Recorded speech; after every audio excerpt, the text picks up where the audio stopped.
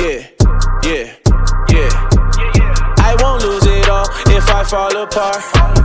I just hit up God with my calling. What's up, everyone? Thanks for tuning in once again to my channel. This will now be my third attempt in uploading this segment, as I ran into a fair share of technical issues in the past couple weeks, but third time's the charm. This video will address the topic of the daily faith walk, and I will share a little bit about what it looks like for me in my life, clear out some misconceptions, and give you some tips to help you in your personal walk with God as well. Before jumping into it, I wanted to make a couple quick announcements. If you're not already following my Instagram page, I will leave a link in the bio of this video. You can definitely feel free to follow the Instagram page. All news related to upcoming streams, content will be posted there, so it will help you stay in the loop of my activities.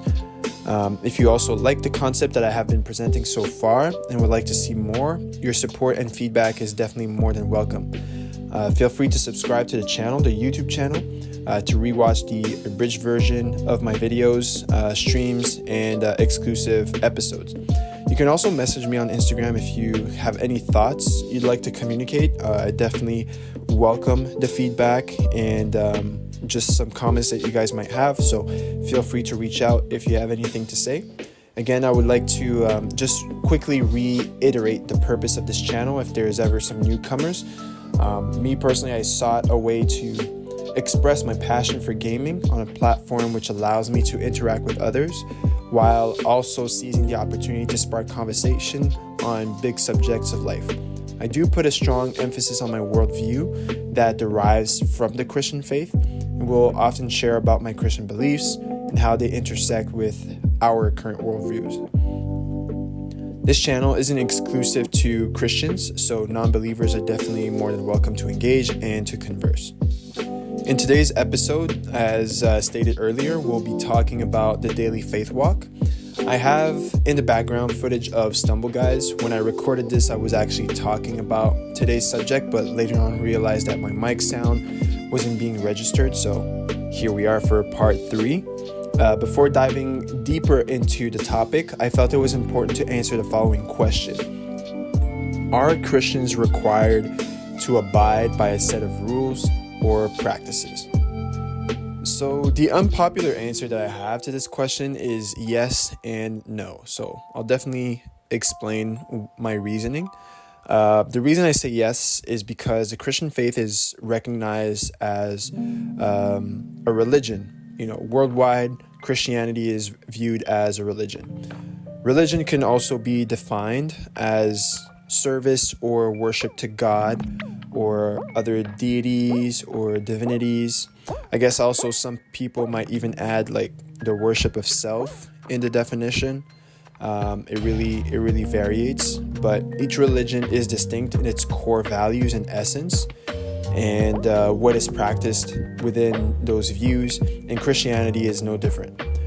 We serve and worship the God of the Bible in a way that has been established and ascribed to us. So that is why part of my answer says yes. The Old Testament has an extensive record of what that looks like. So if you ever have read some books of the Old Testament, you will definitely see how there are set rules and practices that is recorded throughout history. However, the reason why I am not leaning fully on that is that the Christian faith is distinct from the other world religions. It introduces the concept of the creation, entering a personal, intimate, and authentic relationship with the Creator, i.e. God Himself. We do not see that in other religions. In the Christian faith, the things we do or abstain from doing isn't solely because God told us, but rather it's because of the relationship we hold with Him. I will expand on that in just a moment, but I just wanted to at least answer that big question that is oftentimes asked by people from outside the Christian faith. So I mentioned that in the Christian faith, we push this idea that we are in a personal relationship with God. Well, what does that mean?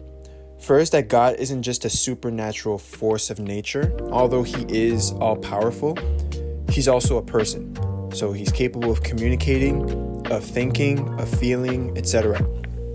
He has a mind, he has a heart, so he has a lot of qualities that are identified to a person. We also see in our history that people interact with each other. God has and continues to interact with his creation. However, God is holy, which means he is pure and without flaw. Kind of an illustration to help you understand the concept of holiness. Picture a brand new white shirt that has no stain and no wrinkle. Now, when God created the world that we live in and that we live in today,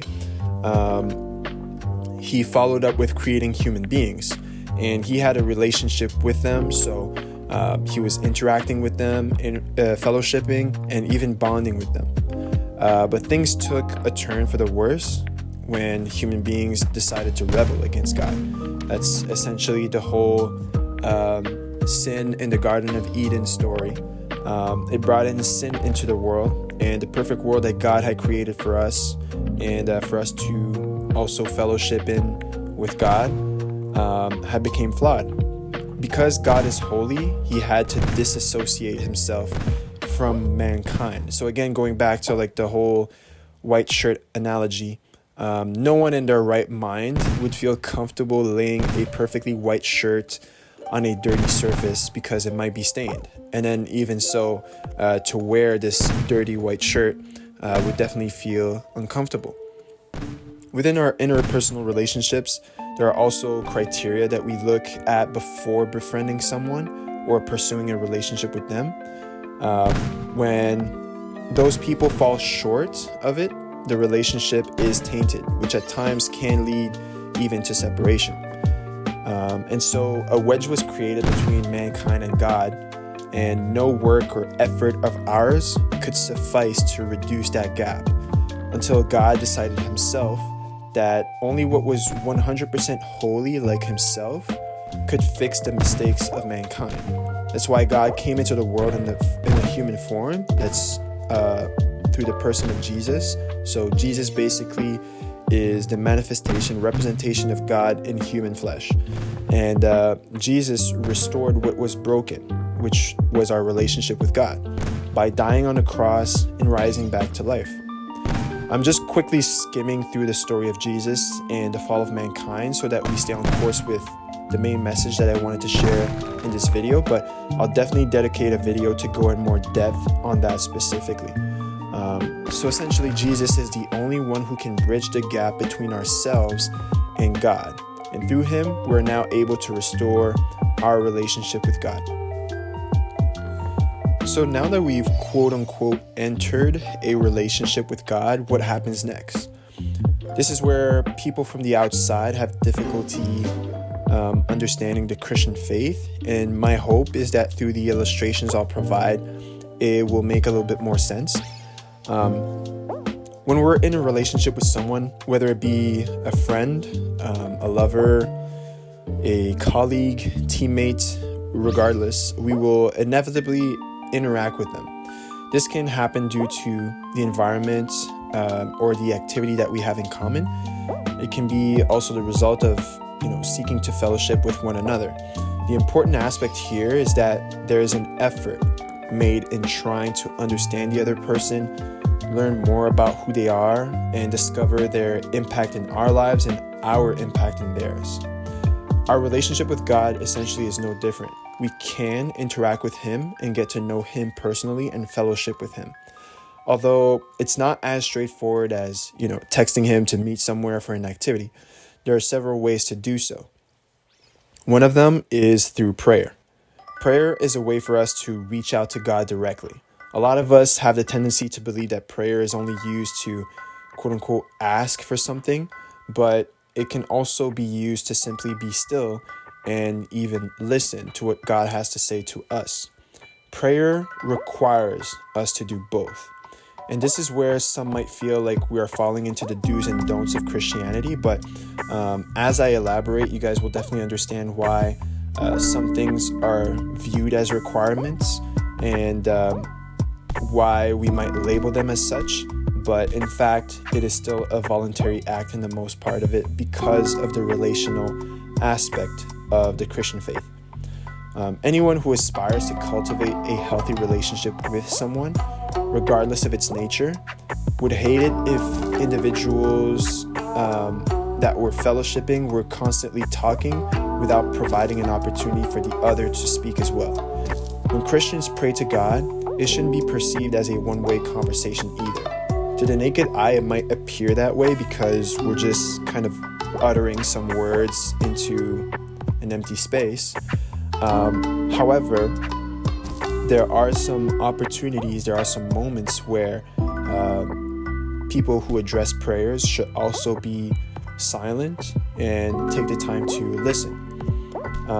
Although he has proven himself to speak in an audible way, God, that is not how he tends to quote-unquote respond to us when we pray.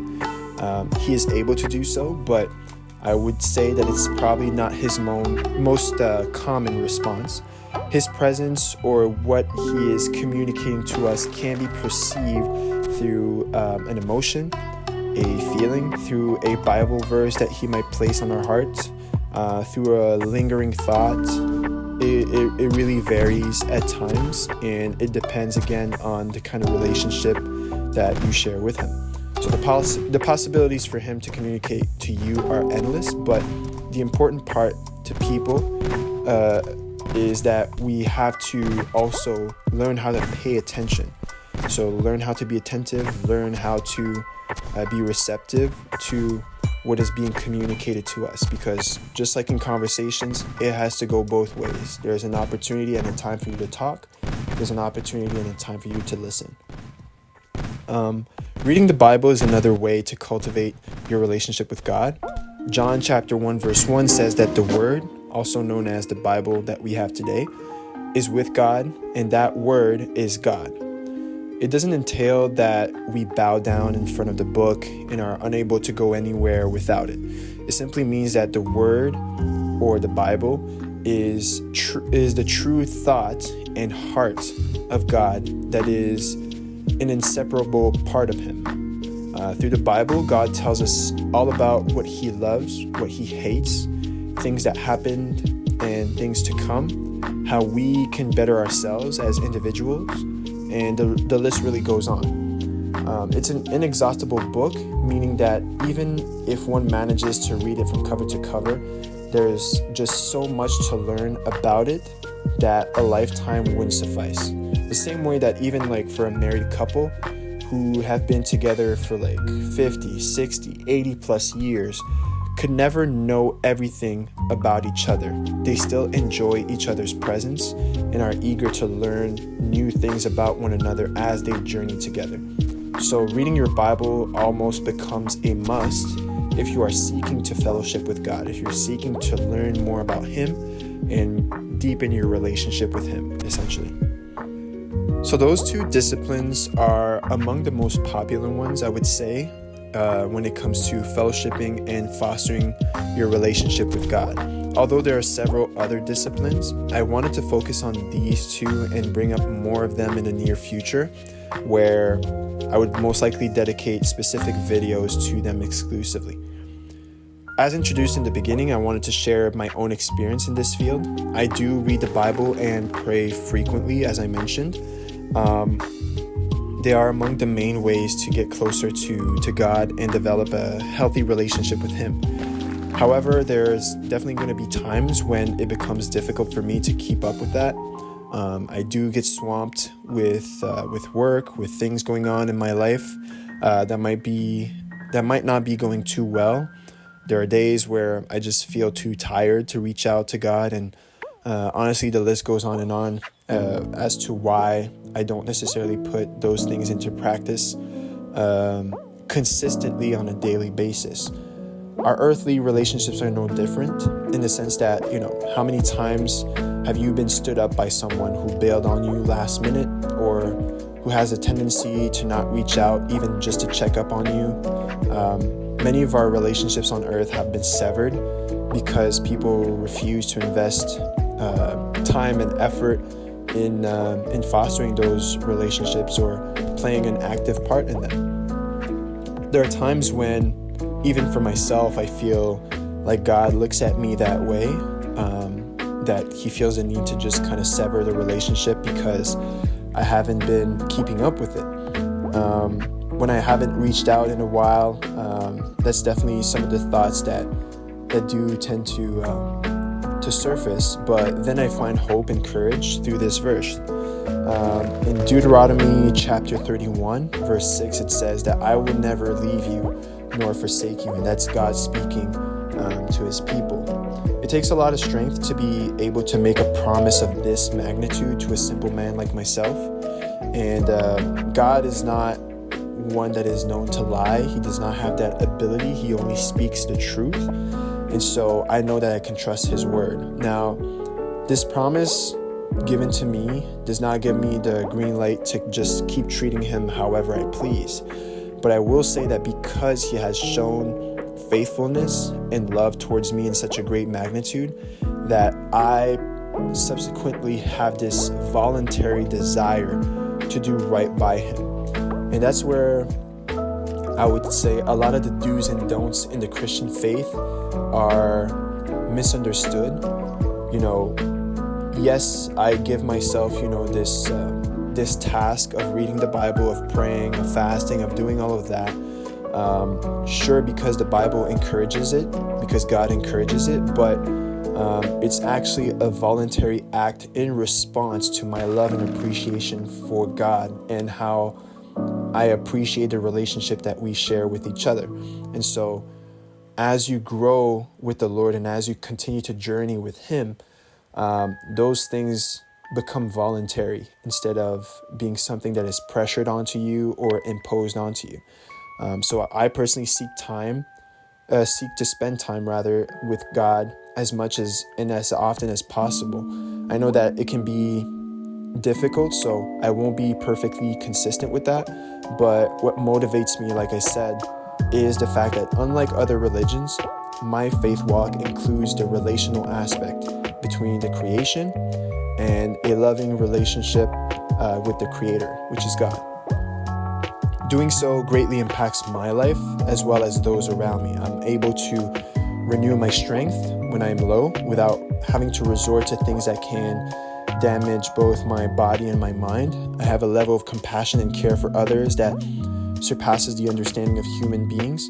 I have a peace as well that differs from the earthly definition of peace. And the list honestly goes on in terms of what benefits me from having a relationship with God and genuinely and constantly fostering it and nurturing it, essentially.